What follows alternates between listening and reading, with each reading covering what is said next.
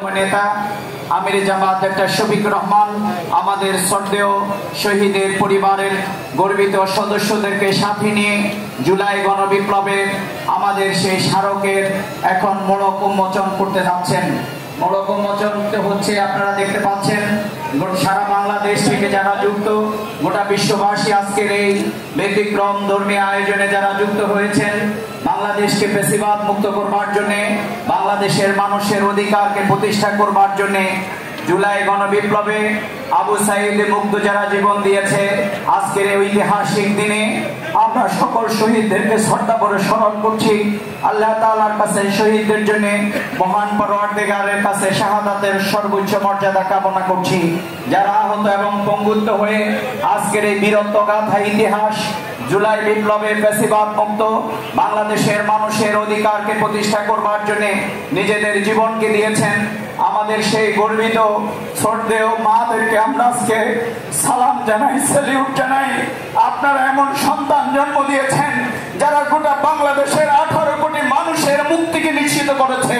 আমরা আল্লাহর কাছে দোয়া করি এই বাংলার জমিনে সকলে শহীদের বিচার, খুনিদের বিচার আমরা করব ইনশাআল্লাহ।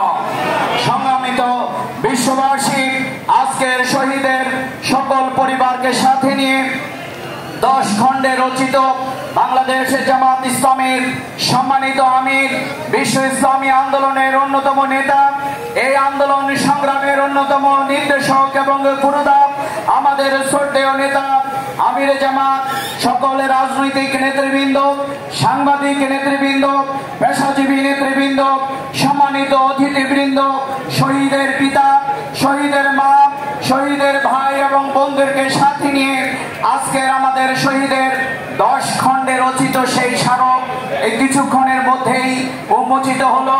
আমাদের শ্রদ্ধেয় আমিরে জামাত আজকের এই স্মারক উন্মোচন করেছেন সকল নেতৃবৃন্দকে সাথে নিয়ে, যারা এই অসাধ্য কাজকে আমাদের সামনে নিয়ে আসার জন্য অক্লান্ত পরিশ্রম করেছেন, ঐতিহাসিক ভূমিকা পালন করেছেন, যারা তথ্য দিয়ে আমাদেরকে সহযোগিতা করেছেন। আজকের এই গুরুত্বপূর্ণ ঐতিহাসিক ক্ষণে আমরা তাদের জন্য মহান পরওয়ারদিগারের দরবারে শুকরিয়া এবং ধন্যবাদ জানাচ্ছি। আজকের আমিরে জামাতের নির্দেশেই আমাদের মোড়ক উন্মোচনের এই অনুষ্ঠানের কার্যক্রম এখানেই আমরা সমাপ্ত ঘোষণা করছি।